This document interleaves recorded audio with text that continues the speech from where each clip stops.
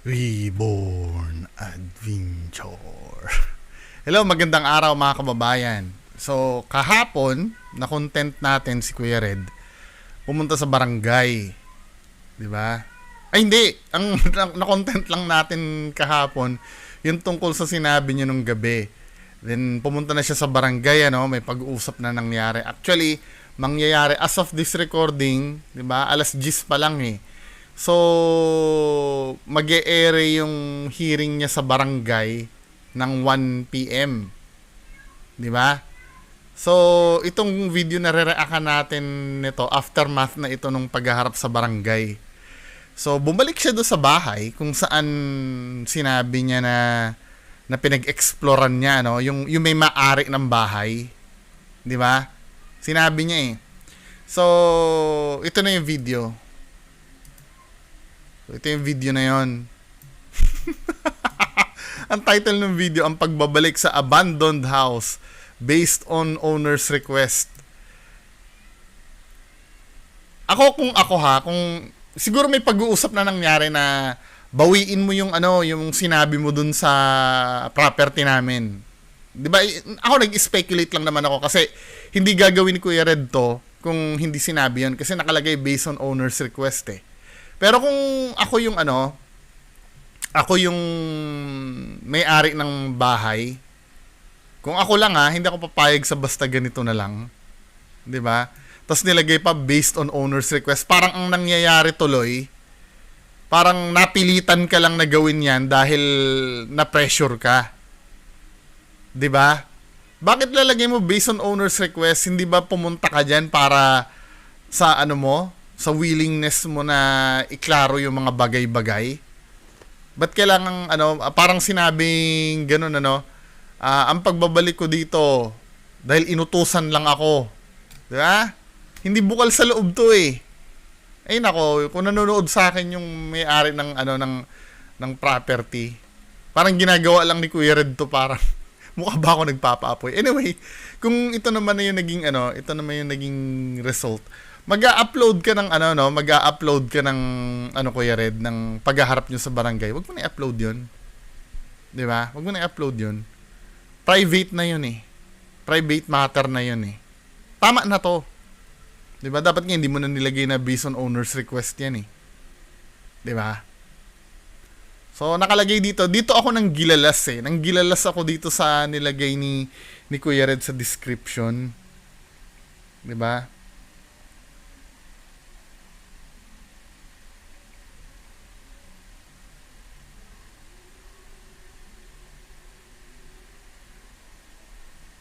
Wait lang ha.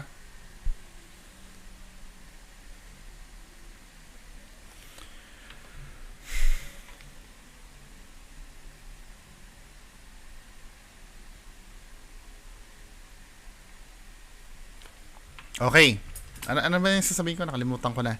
So, nanggilalas ako dito sa nilagay ni Kuya Red sa niya. Nakalagay nyo, copyright disclaimer under section 107 of Copyright Act 1976, allowance is mad for fair use. Anong mad?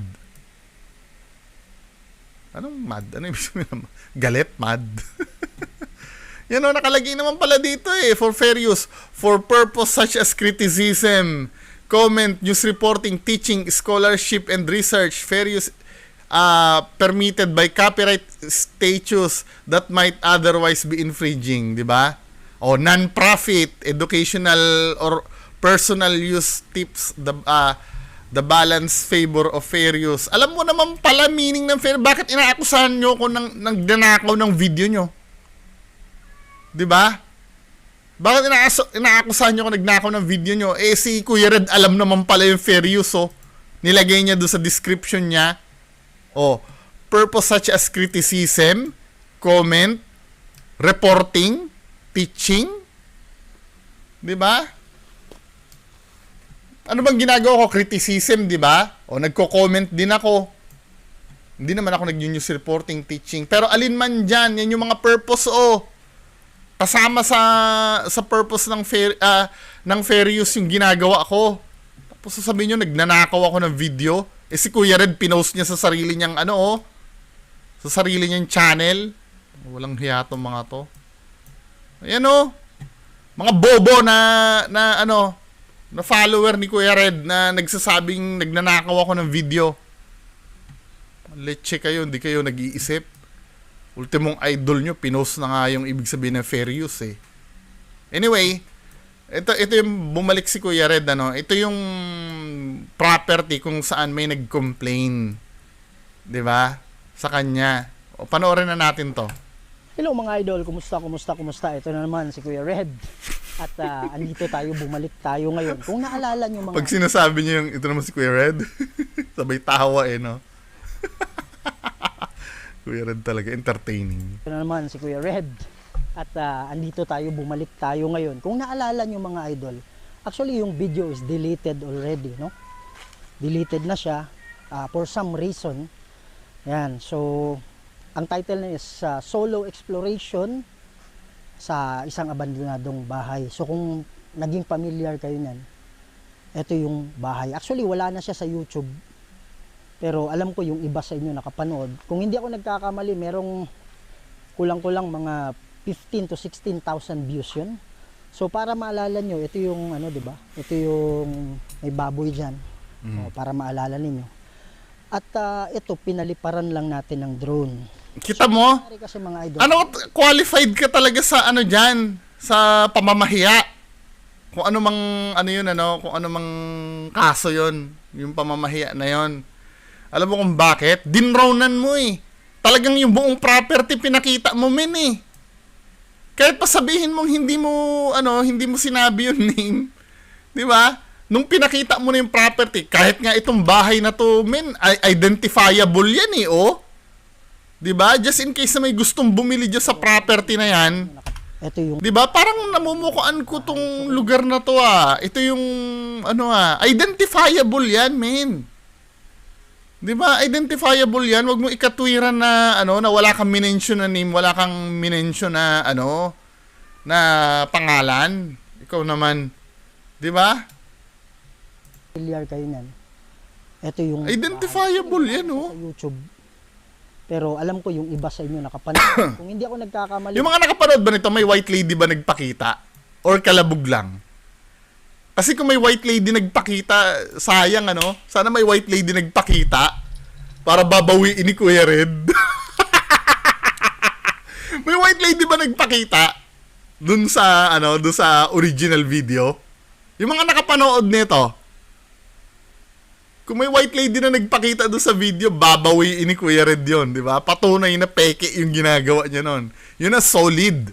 Pero dito, panoorin natin itong video. Merong sayang, sana may white lady nagpakita nun eh. Kainis.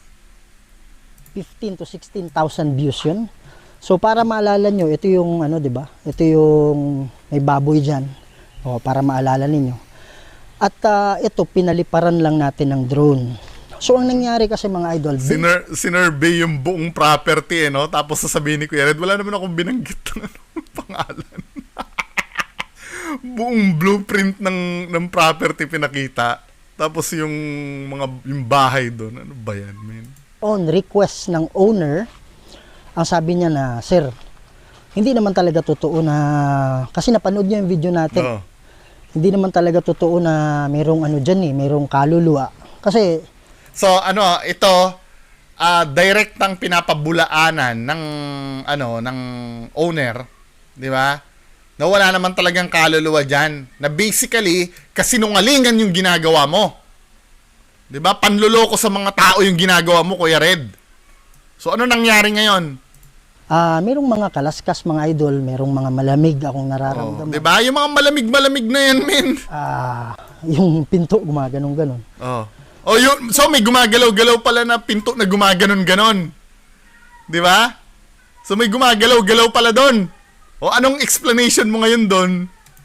Based on bago ko ginawa pala yung vlog na to, tingnan ko muna yung paligid-paligid dito sa loob ng bahay. Hindi lang tayo papasok kasi nakita nyo na naman yung sa loob eh. Hindi, kailangan pumasok ka. Mga idol, na siguro yung mga kalaskas sa loob, marami palang daga. Babaw. Hindi ko na-check kaagad. So, pagpatuloy muna natin. Pati yung kawag-kawag ng pintuan na yun, daga yun. So sabi ko, ma'am, sige ma'am, walang problema ma'am, babalikan ko yung bahay. Titingnan natin kung ano, kumbaga i-recheck natin. So siguro mga idol, yung narinig natin ng mga kalampag diyan. Wala to. Siguro yun yung mga Di ba? siguro. Dinidebunk niya yung sarili niya, no? Kasi kung naalala nyo, yung pag ganun ko sa baba ng camera ko, may daga ako nakita talaga. Hindi, ganito. Para sana maintindihan, dapat kung ako doon sa property owner, hindi pinabura yung yung video eh. Hindi dapat pinabura yun eh. Dapat naka-upload yung video para maikukumpara namin yung mga pinagdadadaldal mo doon sa sinasabi mo ngayon. 'Di ba? Para ma-identify namin doon kung alin doon yung kalokohan mo. Kasi kung yung mga kaluskus na yun, sige, pwede nga naman daga yun, pero yung pinto na gumaganon-ganon, ano yung daga mo, hawk?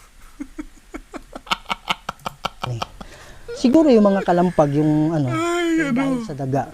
Nako. Tapos yung hangin, Napanood nyo ba? Pero based on sa kwento niya, may gumaganon-ganon daw na pintuan na madalas yung wow!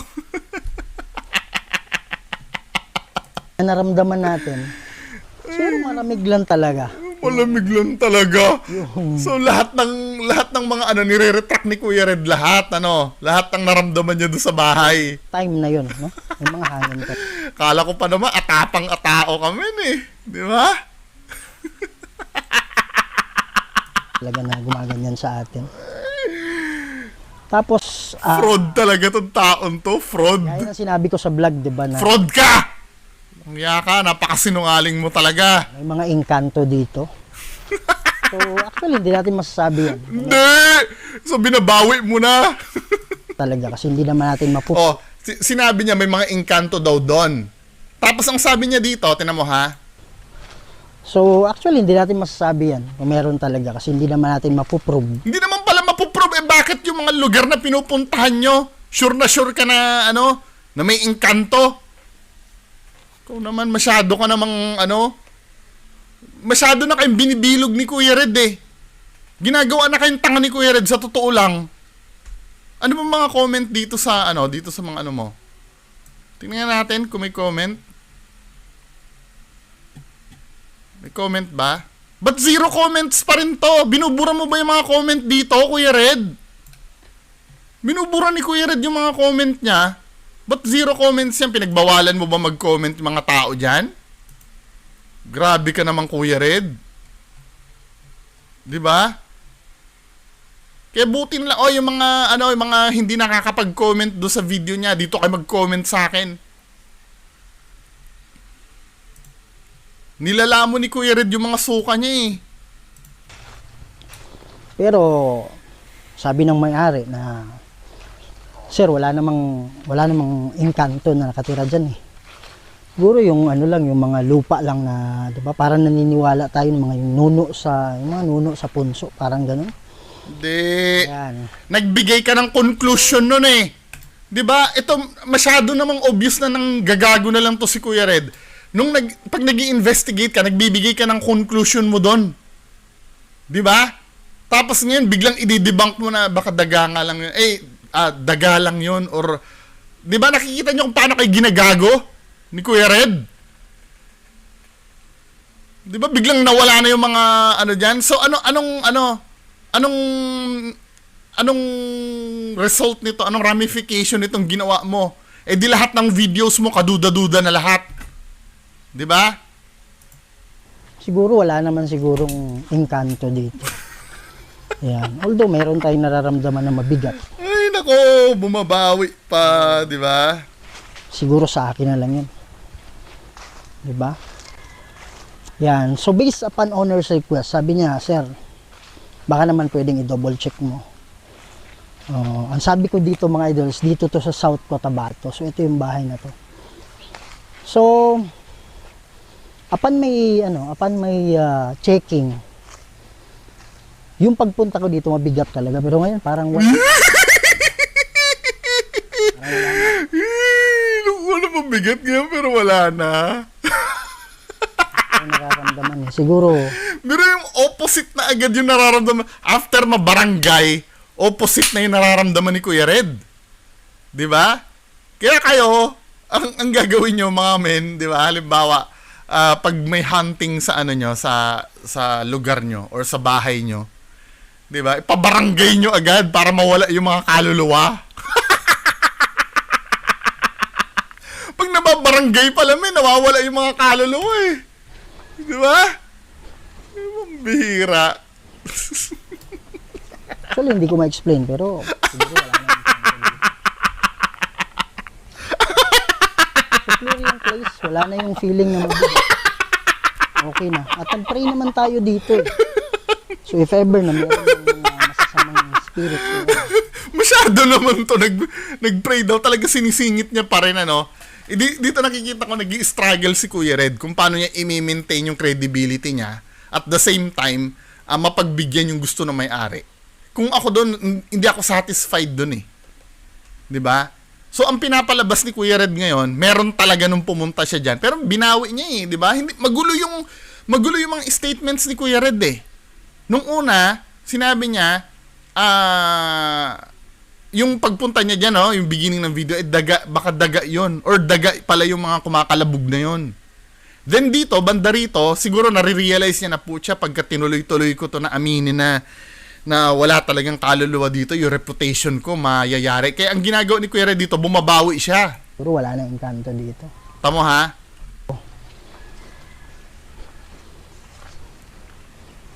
Tamo.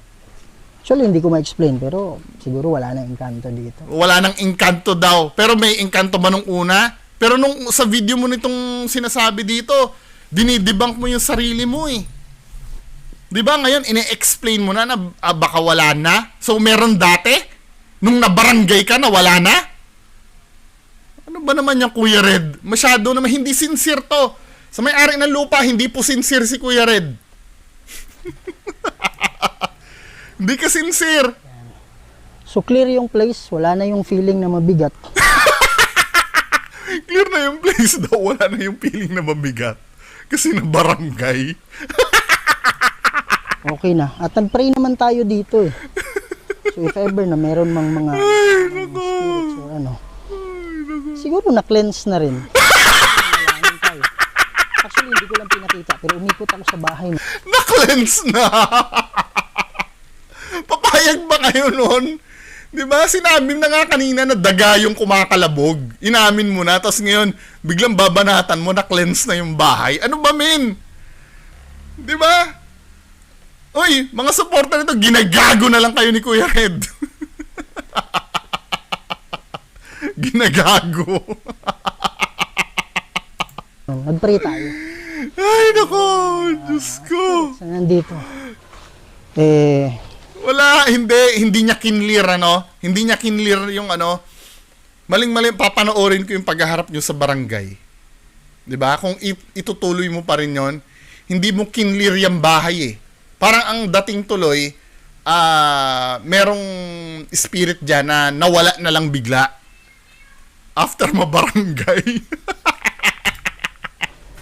Wala. Dito. Di ba? Location. Ang gusto bawiin yung ginawa mo.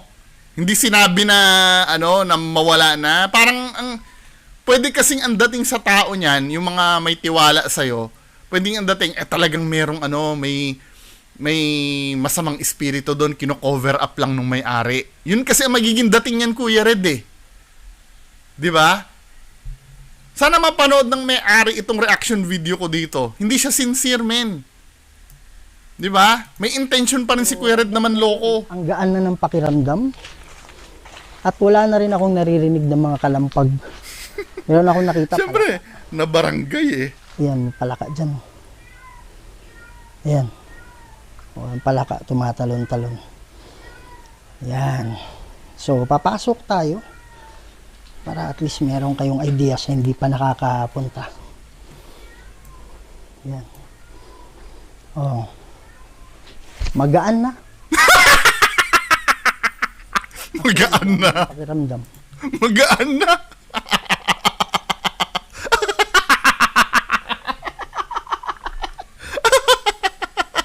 Magaan na.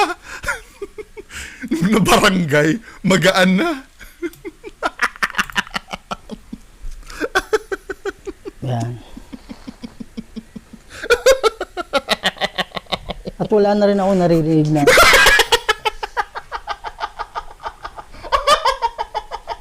Okay. Yan. So mga idol, based on my observation sa pag-ano ko nito, kanina bago ko ginawa itong video na to,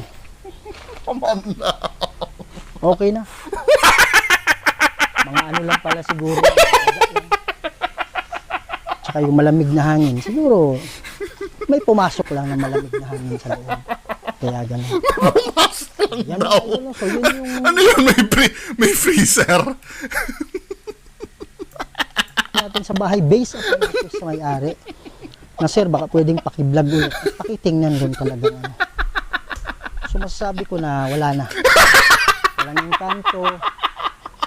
Walang ikanto. Bakit sinabi mo na cleanse? Di ba? Nung nag-pray ka, tapos sasabihin mo ngayon walang engkanto, pambihira.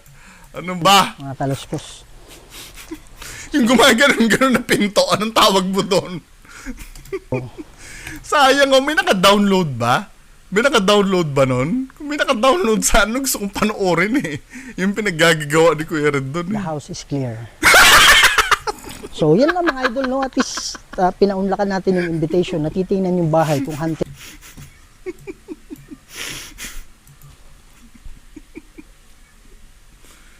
The house is clear.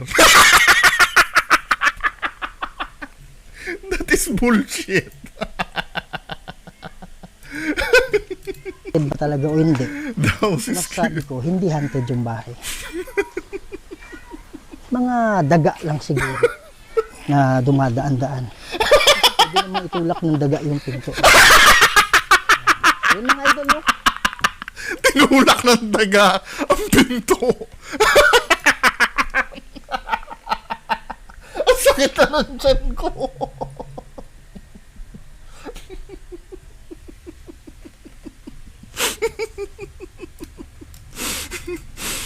So, ito is just an update dito sa bahay na to. No, ang title niya is Solo Exploration sa Abandoned House. Parang ganun siguro, no? So, nasa South Cotabato. Hindi ko lang pwedeng banggitin yung pinaka-address talaga, no? For the privacy ng may-ari nito. At saka, hindi ko pwedeng banggitin yung pangalan niya. So, yan mga idol, no? The house is clear. Okay na. Ang bahay ay hindi haunted. So, ingat kayo palagi. At please subscribe to my channel, Kuya Red Rose Adventures. Huwag niyong kalimutan i-share. Ikalat natin mga idol para mas Diaphragm kasi ko. ang mga Pilipino. Hindi na sa Pilipinas, pati na rin sa ibang bansa. At yung tandaan, mahal ko kayong lahat. Nautugo sa may... Next video. Maraming salamat po.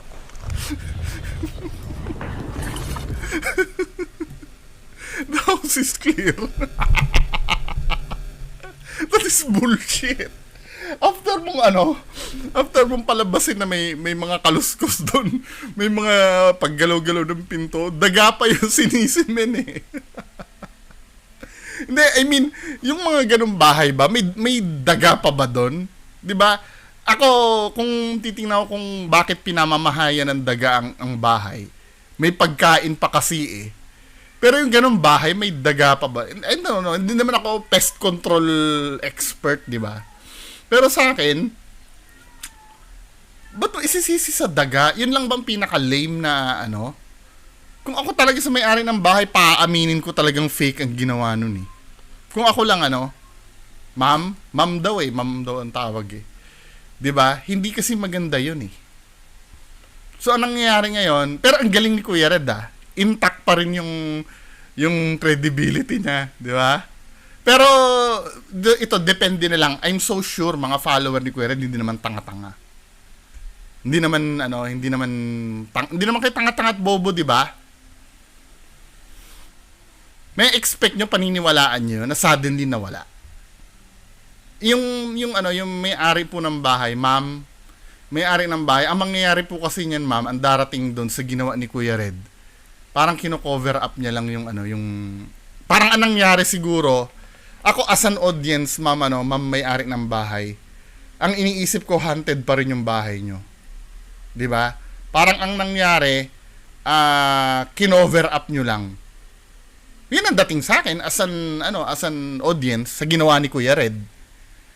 'Di ba? Kaya kung ako dapat yun eh, talagang iginiit ko kay Kuya Red na bawiin niya lahat ng sinabi niya eh. Hindi niya binawi men eh.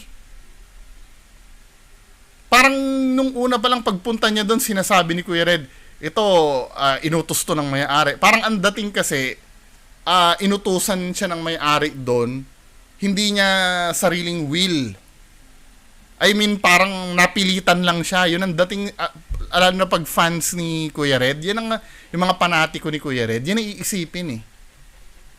Yung parang napilitan lang doon na, yan, kino-cover up lang ng may-ari yan. Totoo talagang may mga kaluluwa dyan, di ba? Inano lang si Kuya Red para pinressure lang para, di ba? Yun ang magiging dating kasi nito eh. Sa totoo lang. Di ba? Ako yun ang naisip ko kung ako ay super fan ni Kuya Red. Di ba?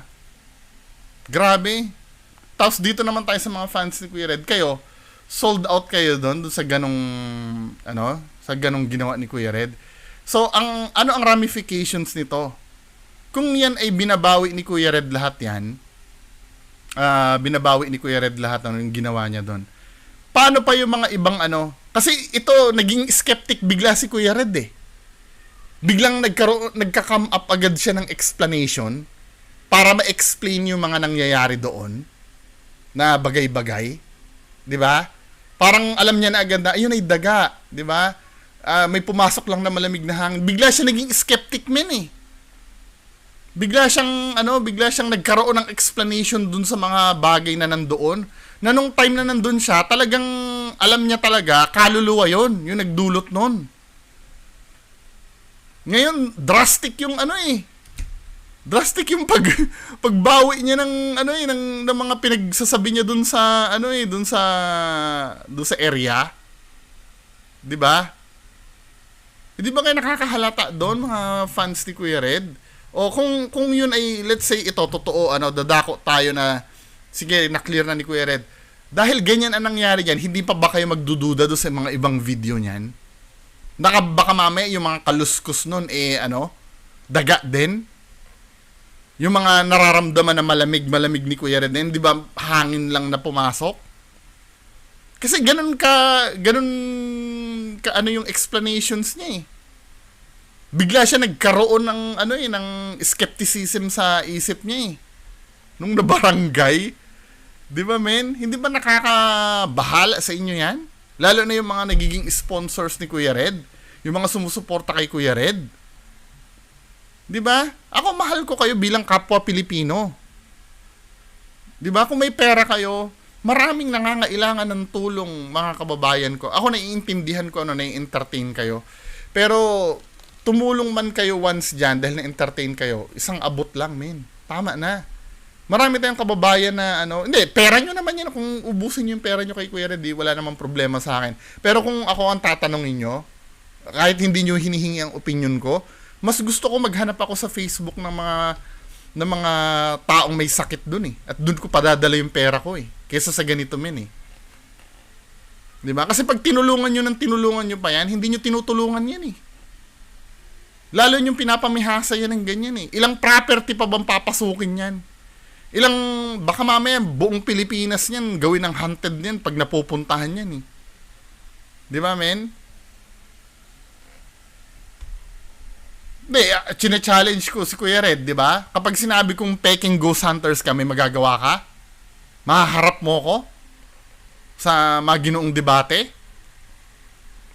Di ba? Masasagot mo lahat ng tatanungin ko sa'yo? Di ba? Hindi ba kayo nagtataka, mga fans ni Kuya Red? Ako yung pinagbibintangan yung nagnanakaw. Ako yung pinagbibintangan yung naninira. Pero hindi ako hinaharap. Ako pa yung habol ng habol sa mga yan. Di ba? Sasabihin niya, gusto mo lang ikang sumikat, gusto mong kumita. Di sa channel niya. Magharap kami sa channel niya. Para yung kita ng pagharap namin, sa kanya lahat mapupunta. Oh. Anong gagawin nyo? Anyway, mga kababayan ko, anong masasabi nyo dito sa napag-usapan natin? Paki-comment na lang po sa baba. Maraming salamat. Bye-bye.